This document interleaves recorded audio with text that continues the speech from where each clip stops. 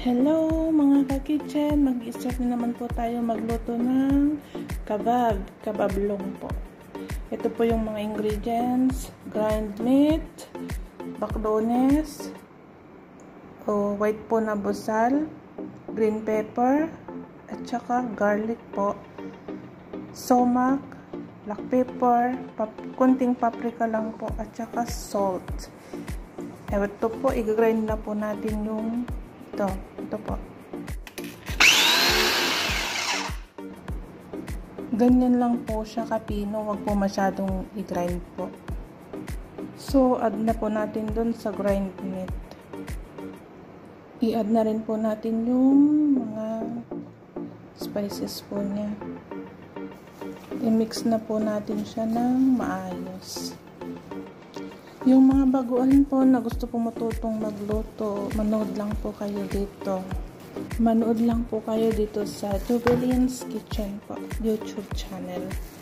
Ito po, na-mix na po na yan ng maayos at pwede na po natin mag-start ng maggawa ng kabablong. So, ganito po yung pagkabilugod nyo po muna. I-flat na po natin na ganyan. Ganyan po. Malilit lang po yung ginawa ko kasi yun po yung gusto ng amo, yung malilit daw po.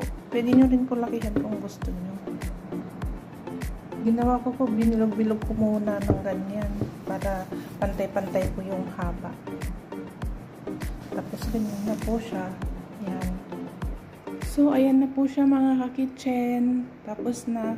Kung gusto, ilagay nyo lang po sa rep kung mamaya nyo pa po lulutuin o kung gusto nyo nang may stock, pwede rin po, lagay nyo po sa freezer para pag lutuin nyo po ulit.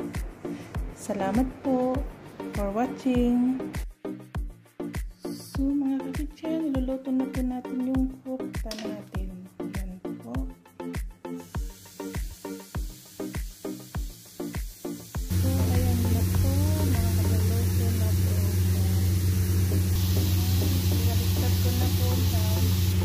Ayan po mga ka-kitchen, nilagay ko na po siya sa ibabaw na guys. I-brush po natin ng kunting butter para sumarap po siya. Lagyan din po natin ng kunting saffron po, ang palasa.